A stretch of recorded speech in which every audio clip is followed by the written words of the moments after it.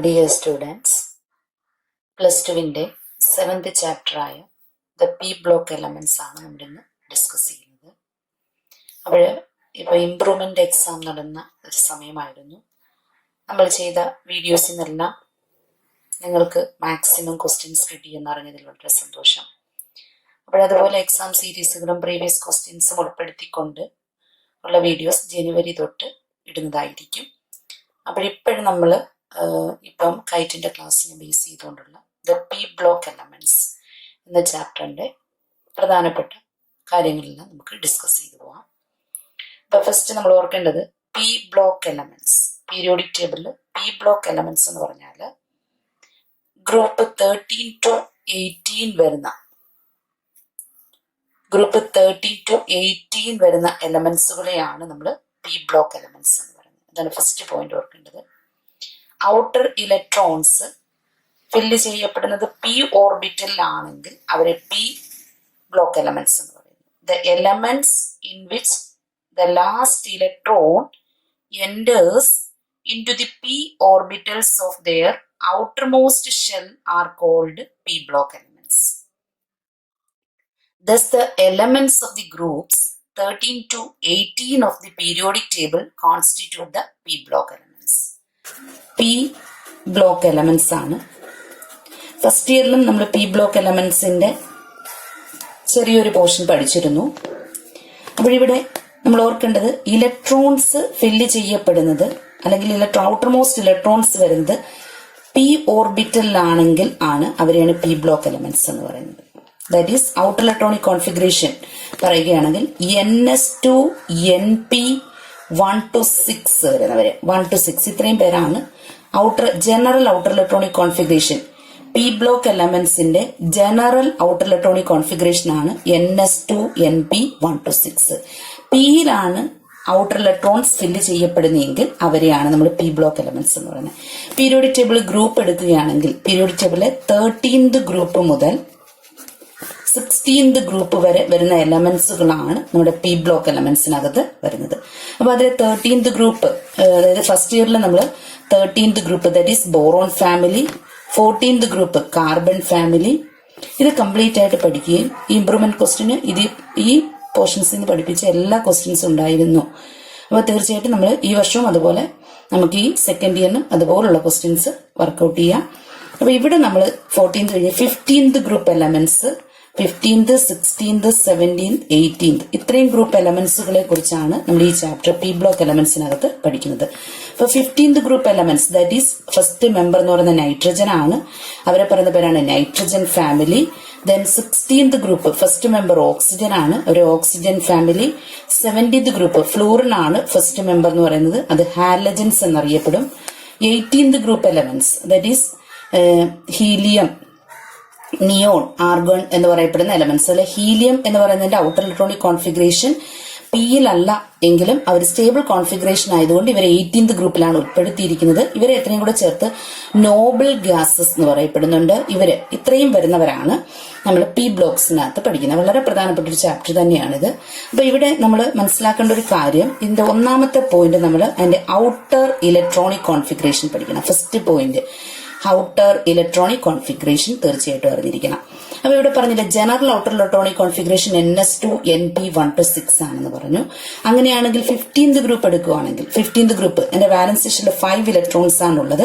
5 electrons ഉള്ളതിന്റെ ആ 5 ഇലക്ട്രോൺസിനെയാണ് നമ്മൾ ഈ NS-NPയിൽ കൊടുക്കുന്നത്. ദാറ്റ് ഈസ് NS2 NP3 എന്ന് വരും. 5 ഇലക്ട്രോൺസ് ഉണ്ട്. ഇത് 2 + 3 ദാറ്റ് ഈസ് 5 ഇലക്ട്രോൺസ്. തേർഡ് നമ്മൾ നൈട്രജൻ ഫാമിലി ഫസ്റ്റ് കൺസിഡർ ചെയ്യുന്നു. അതിന്റെ ഔട്ടർ ഇലക്ട്രോണിക് കോൺഫിഗറേഷൻ ആണ് NS2 NP3. സെക്കൻഡ് പോയിന്റ് നമുക്ക് എപ്പോഴും കമ്പാരിറ്റീവ് സ്റ്റഡി ആയിട്ട് ഇതിന്റെ അയനൈസേഷൻ എനർജി വേണം. തേർഡ് പോയിന്റ് എന്ന് പറയുന്നത് atomic radius or ionic radius, നമ്മൾ കൺസിഡർ ചെയ്യാറുണ്ട്. അങ്ങനെ ജനറലി കുറെ പോയിന്റ്സുകൾ ഇവരുമായിട്ട് ബന്ധപ്പെട്ട കുറെ points that is electro negativity, melting point, boiling point, then density തുടങ്ങിയ കുറെ പോയിന്റ്സും ഉണ്ട്. പക്ഷെ ഇതിനൊക്കെ വലിയ പ്രാധാന്യം നമുക്ക് എക്സാം ഓറിയന്റഡ് ആയിട്ടില്ല. എന്നിരുന്നാൽ പോലും ഔട്ടർ ഇലക്ട്രോണിക് കോൺഫിഗറേഷൻ നമ്മൾ അറിഞ്ഞിരിക്കണം. ജസ്റ്റ് ഒരു ചാർട്ട് തന്നിട്ട് ജനറൽ ആയിട്ട് നമുക്കതൊന്ന് ഡിസ്കസ് ചെയ്യാം. പി ബ്ലോക്ക് എലമെന്റ്സിനകത്ത് നൈട്രജൻ ഫാമിലി വരുന്ന nitrogen, phosphorus, arsenic, antimony and Bismith. ഇവരുടെ ജനറൽ ഔട്ടർ ഇലക്ട്രോണിക് കോൺഫിഗറേഷൻ ആണ് കൊടുത്തിരിക്കുന്നത്. ദാറ്റ് ഈസ് സെക്കൻഡ് പീരീഡിൽ, നൈട്രജൻ സെക്കൻഡ് പീരീഡിലാണ് വന്നിരിക്കുന്നത്. അതുകൊണ്ട് സെക്കൻഡ് പീരീഡിൽ വരുന്നവരുടെ ഔട്ടർ ഇലക്ട്രോണിക് കോൺഫിഗറേഷൻ എന്ന് പറഞ്ഞാൽ 2s2 സെക്കൻഡ് പീരീഡ് ആണ് ഈ നമ്പർ കാണിച്ചിരിക്കുന്നത്. 2s2 2p3. തേർഡ് പീരീഡിൽ ഫോസ്ഫറസ് വന്നിരിക്കുന്നു 3s2 3p3. ഇത് ഇലക്ട്രോണിക് കോൺഫിഗറേഷൻ ആണ് എഴുതിയിരിക്കുന്നത്. ദാറ്റ് ഈസ് ഹീലിയത്തിന്റെ ഇലക്ട്രോണിക് കോൺഫിഗറേഷൻ കഴിഞ്ഞ് വരുന്ന വാലൻസ് ഷെല്ലിലെ electronic configuration. Outer electronic configuration മാത്രമാണ് ചോദിക്കുന്നതെങ്കിൽ 2s2 2p3. Then phosphorus 3s2 3p3. Arsenic വരുമ്പോഴത്തേക്ക് തേർഡ് 3d ഓർബിറ്റൽസും കൂടെ അതിനകത്ത് ഇൻവോൾവ് ചെയ്യുന്നുണ്ട്. ദാറ്റ് ഈസ് ഫോർത്ത് ഷെല്ലിൽ വരുന്നതാണ്. ആന്റിമണി എടുക്കുകയാണെങ്കിൽ ഫിഫ്ത്ത് ഷെല്ലിൽ വരുന്നതാണ്. ബിസ്മിത്ത് ആണെങ്കിൽ സിക്സ്ത് ഷെല്ലിൽ വരുമ്പോഴത്തേക്ക് അവിടെ 4f ഓർബിറ്റൽസും കൂടെ സ്റ്റാർട്ട് ചെയ്യും. അപ്പൊ ഇത് ജനറൽ നമ്മൾ ഇങ്ങനെ പഠിച്ചാൽ മതി. ns2 np3 ആണ് ഔട്ടർ ഇലക്ട്രോണിക് കോൺഫിഗറേഷൻ. അതിനകത്ത് ഡിയുടെ എഫിന്റെയും കേസ് സ്പെസിഫിക് ആയിട്ട് പറയേണ്ട ആവശ്യകതയില്ല, അറിഞ്ഞിരുന്നാൽ മതി. ഇനി അയനൈസേഷൻ എൻതാൽപ്പി എന്ന് പറയുന്ന ഒരു ഗ്രൂപ്പിൽ മുകളിൽ നിന്ന് താഴ്ത്തു വരുന്തോറും അയനൈസേഷൻ എൻതാൽപ്പി ഡിക്രീസ് ചെയ്യുന്നു. അതായത് സൈസ് ഇൻക്രീസ് ചെയ്യുന്നു, ന്യൂക്ലിയർ അട്രാക്ഷൻ ഡിക്രീസ് ചെയ്യുന്നു, ഒരു ഇലക്ട്രോണെ റിമൂവ് ചെയ്യാനുള്ള ടെൻഡൻസി. നമുക്ക് കുറച്ച് എനർജി കൊടുത്ത് തന്നെ വാലൻസ് ഷെല്ലിലെ ഇലക്ട്രോൺസിനെ നമുക്ക് റിമൂവ് ചെയ്യാൻ പറ്റും. ഒരു പോസിബിലിറ്റി അതാണ്. പിന്നീട് മറ്റൊരു കേസ് പറയുകയാണെങ്കിൽ 2s2 2p3. p3 stable configuration ആയതുകൊണ്ട് ഇതിന് തൊട്ടടുത്ത ഗ്രൂപ്പ് നൈട്രജൻ കഴിഞ്ഞുള്ള ഫാമിലി, അതായത് ഓക്സിജൻ ഫാമിലി അപേക്ഷിച്ച് അയനൈസേഷൻ എൻതാൽപ്പി കൂടുതലായിരിക്കും. എന്നിരുന്നാലും ഇവിടുത്തെ ഈ ഗ്രൂപ്പിന്റെ ട്രെൻഡ് നോക്കുകയാണെങ്കിൽ നൈട്രജനെ അപേക്ഷിച്ച് ഫോസ്ഫറസിലേക്ക് വരുമ്പോൾ അയനൈസേഷൻ എൻതാൽപ്പി കുറയുന്നു. ആഴ്സനിക്, ആന്റിമണി, ബിസ്മിത്ത് എത്തുമ്പോഴത്തേക്ക് ഡിക്രീസ് ചെയ്യുന്നു. ഗ്രൂപ്പിൽ മുകളിൽ നിന്ന് താഴ്ത്തി വരുന്തോറും അയനൈസേഷൻ എൻതാൽപ്പി ഡിക്രീസ് ചെയ്യുന്നു. ഇനി അതുപോലെ തന്നെയാണ് ഇലക്ട്രോ നെഗറ്റിവിറ്റി. ഒരു നൈട്രജൻ മോർ ഇലക്ട്രോ നെഗറ്റീവ് ആണ് ദാൻ ഫോസ്ഫറസ്.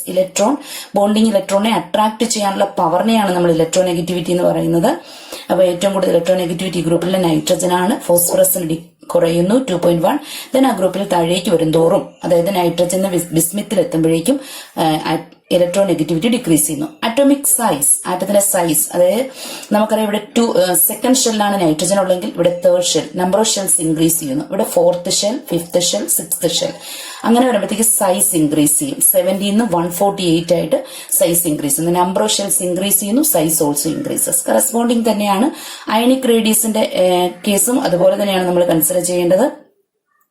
ദെൻ അയണിക് റേഡിയസിന് വലിയ പ്രാധാന്യമൊന്നും ഇവിടില്ല. അപ്പൊ ജസ്റ്റ് ഇത് അറിഞ്ഞിരുന്നാൽ മാത്രം മതി.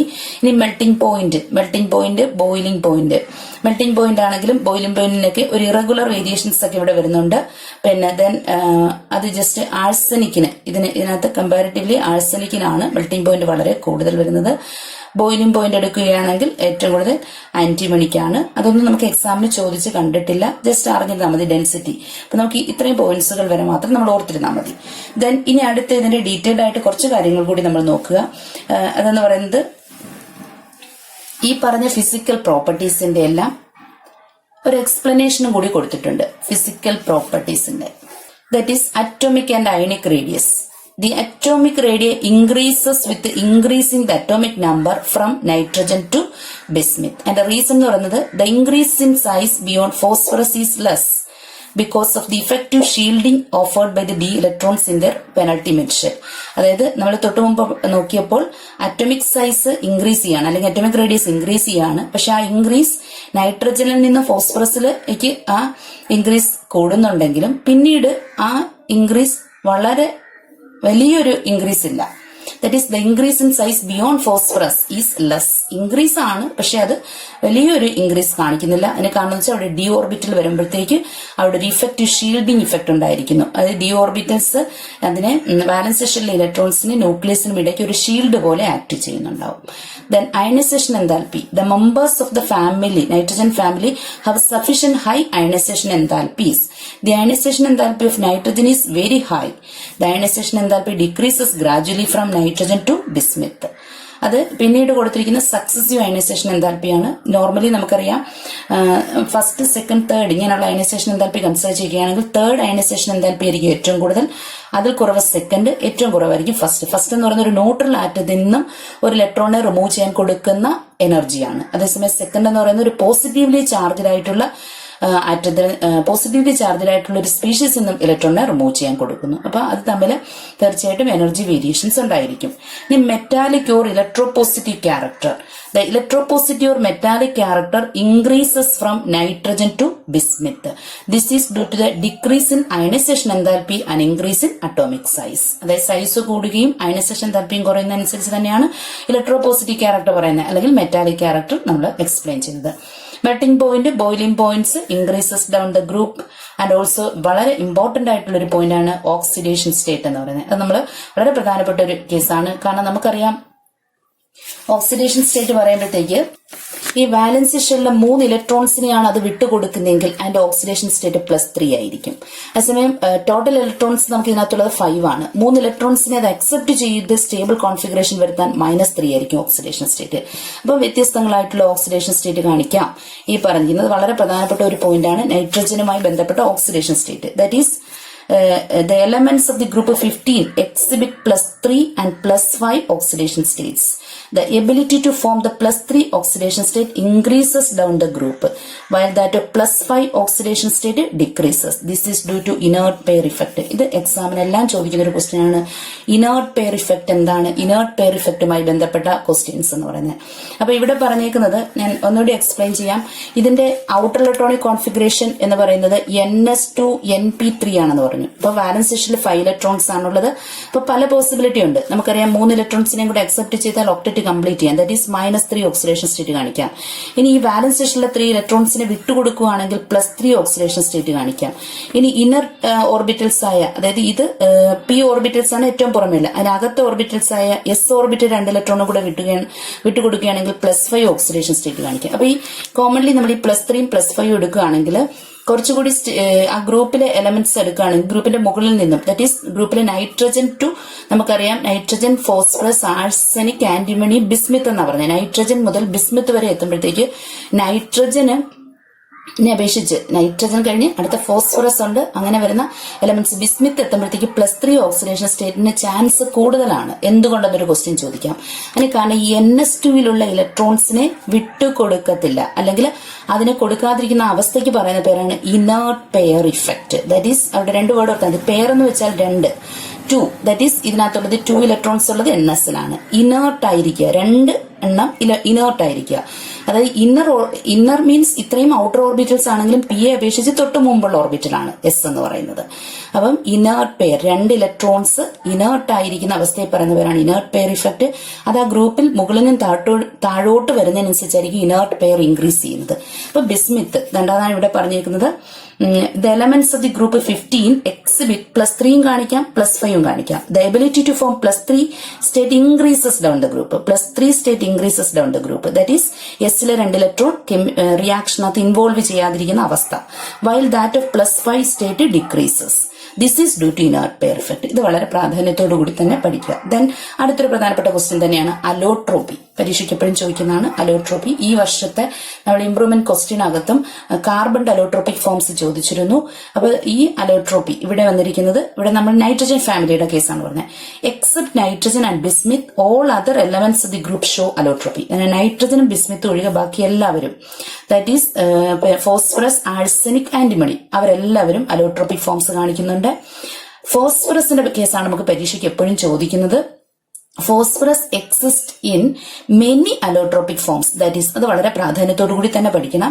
White phosphorus, red phosphorus and black phosphorus. ഇത് ഡീറ്റെയിൽഡ് ആയിട്ട് നമുക്ക് ഈ ചാപ്റ്റർ ക്ലാസ്സിൽ പഠിക്കാനും ഉണ്ട്. അപ്പൊ അതിൽ നിന്ന് ക്വസ്റ്റ്യൻസ് എല്ലാ വർഷവും ചോദിക്കുന്നതാണ്. അതായത് വളരെ സിമ്പിൾ ആയിട്ടൊരു ക്വസ്റ്റ്യൻ ചോദിക്കാനാണെങ്കിൽ അലോട്രോപ്പിയുമായി ബന്ധപ്പെട്ട് ചോദിക്കണമെങ്കിൽ ഏതൊക്കെയാണ് അലോട്രോപ്പിക് ഫോംസ് എന്ന് ചോദിക്കാം. അതായത് white phosphorus, red phosphorus, black phosphorus. പക്ഷേ പരീക്ഷയ്ക്ക് അത് മാത്രമല്ല, പലപ്പോഴും അതിന്റെ സ്ട്രക്ചർ ചോദിച്ചിട്ടുണ്ട്, അതിന്റെ പ്രിപ്പറേഷൻ ഉണ്ട്, അതുപോലെ തന്നെ അതിൽ തന്നെ സ്റ്റെബിലിറ്റി കൂടിയവർ ആരൊക്കെയാണ് എന്നെല്ലാം ചോദിച്ചിട്ടുണ്ട്. ഇത് ഡീറ്റെയിൽഡ് ആയിട്ട് നമുക്ക് അടുത്ത ക്ലാസ്സുകളിൽ എടുക്കാം.